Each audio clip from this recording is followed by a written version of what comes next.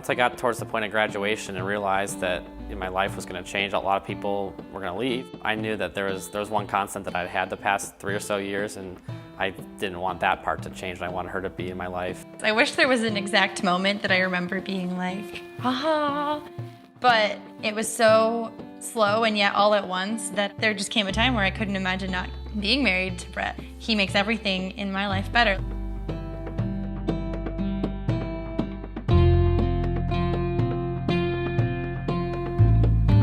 I saw her first before I met her.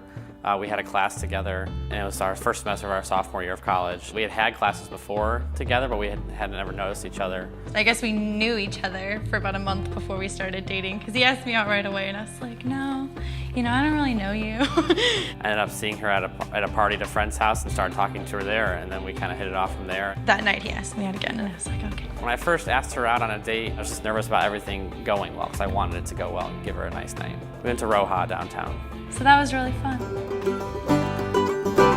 Some of my favorite things about her is she always seems to be happy, always wanting to put a smile on my face. Personality-wise, he's just kind of a goofball. I always tell him that I like that he's not too cool. Like, he's a cool person, but he's never been too cool for anything. I feel like I'm kind of goofy, and she loves me for that and loves that about me, that we can both really be ourselves around each other. Those are the fun times when we're both like tired or loopy and just being goofy. She can get hooked into a TV show when you turn it on for 5 minutes, and she's hooked. If we're ever watching TV and a show ends and I see like the first minute of Law and Order SVU, like I'm watching the whole episode. I'm not that way. If I haven't watched from the beginning, I generally don't want to keep watching. And so sometimes I'm like, why are we watching this? They reel you in and it's like, and there's a crime scene. What happened? And I'm like, well, now I gotta find out. One of the things we love to do together, it's kind of been a bonding experience for us, especially over these past couple of years, is we have season tickets to the Creighton basketball games. We love going to Creighton games. I think that's our favorite thing to do. We watch the ones together on the road. We count down to basketball season, way before you're probably supposed to, but we get really excited about it. One thing I found is that she's really good at giving advice, really good at listening to people and then giving some advice based off of that, whether she's been through similar situations or not. The thing I like most about him is he's just really genuine, and he's very committed to everything that he does. And I can tell how much she cares about me, how much she wants what's best for me, wants what's best for us.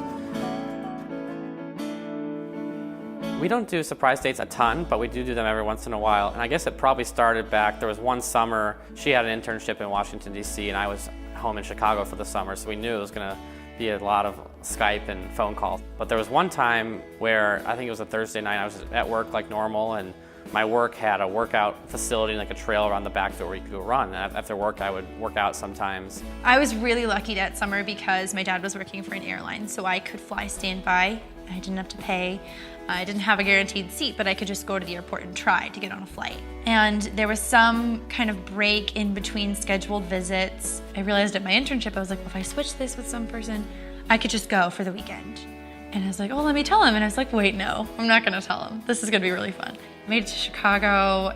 Brett had been at work, and his mom was like, I don't know if he's coming home right away. He might have gone to work out or something. I was like, well, I don't want to tip him off. For whatever reason that day, I must have been feeling energetic or something, but I went for a little bit of an extra long run. Got home even later than I usually would. So I ended up waiting in his bedroom. But I remember getting home and walking up to my room, and apparently I was like singing to myself as I walked up to my room. My mom was outside. I thought I was the only person in the house. Singing, playing with his dog. I could hear him in the hallway, and he's like, hi, Lucky, oh, I love you. And I'm like, come in the room.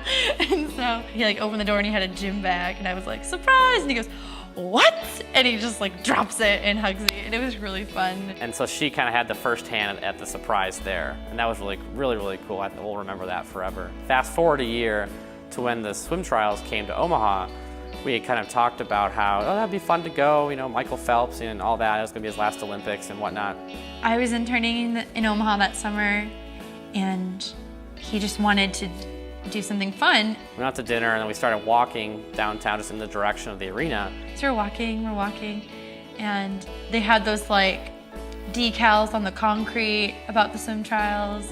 I was like, oh, all these people are here. They must be going to the swim trials. He's like, yeah. And there's a bunch of signs up for that. She said, oh, that'd be so cool to go. And I said, well, do you want to go? She goes, what do you mean? I said, handed her the tickets. I said, let's go. We're going to the swim trials. I was like, oh my gosh, I'm so excited. I really wanted to go. It didn't quite top, coming from a different city to surprise me, but I thought it was a pretty good surprise too. We dated for just over 3 years before getting engaged. Our senior year, towards the end, we were at the Berkshire Hathaway event. It was at Borsheim's. And I was like, they have really good sales during this Berkshire Hathaway weekend. Like, maybe it'd be worth looking. And I was kind of reluctant to do it because there were a lot of people around. We were looking, and then our friends kind of came up, and they were like, oh, you guys looking at rings? Will you do it? And Brett was like, no.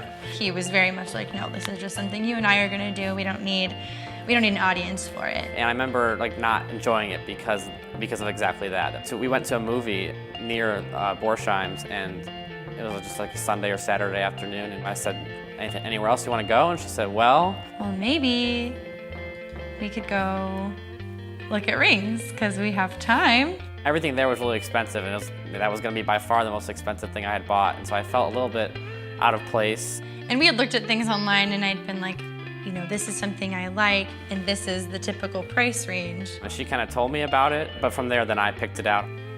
I talked to her dad first. I want to make sure, everything was okay on that front.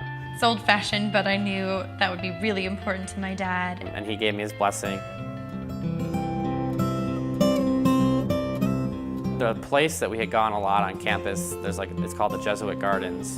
And so I kind of figured that was the place I wanted to propose. It was at Creighton where we met, and just how it had played a role in our relationship up till then. And so the only problem with that is it was outside. And so I remember looking at the weather forecast like a day or two before, and it literally said 100% chance of rain that night. And I was like, what do we have to do outside? Like, are we putt-putt golfing? We ended up just going out to dinner that night and doing something with friends. So then Thursday, I knew there was more surprise, and he said that he would pick me up from my apartment after work, and that was all I knew. Rather than just taking you to the Jesuit Gardens and proposing, I kind of made a little thing out of it and said that we were going to do things that kind of symbolize different parts of our relationship. And so with me being from Chicago, we went to a Chicago hot dog restaurant. We took the food in the car, and then we drove to Creighton. We walked into the Jesuit Garden, and there's a bench that we had sat on before, and it kind of faces east. You can see downtown and the baseball stadium. So we went there, we sat, and we ate, and we talked for a little while. And then he had other things with him. He brought apple pies from McDonald's because we love them. And he also brought me an apple because I had teased him about not being able to slice one. And then we kind of looked over out to the right was where I lived my dorm sophomore year. I said, oh, there's Hyder. It's back where it all began, where you first asked me to be your girlfriend. Oh, so long ago, 3 years ago. And I said, well, yeah, it's crazy how 3 years ago, that's where you first said yes, and I really hope you say yes tonight too. And then he was just on one knee, and there was a ring. And then I got down on one knee and proposed, and she said yes. I think he said, will you marry me? That's all I really remember, because I was like, yeah, of course. I didn't cry. I was just I couldn't stop grinning.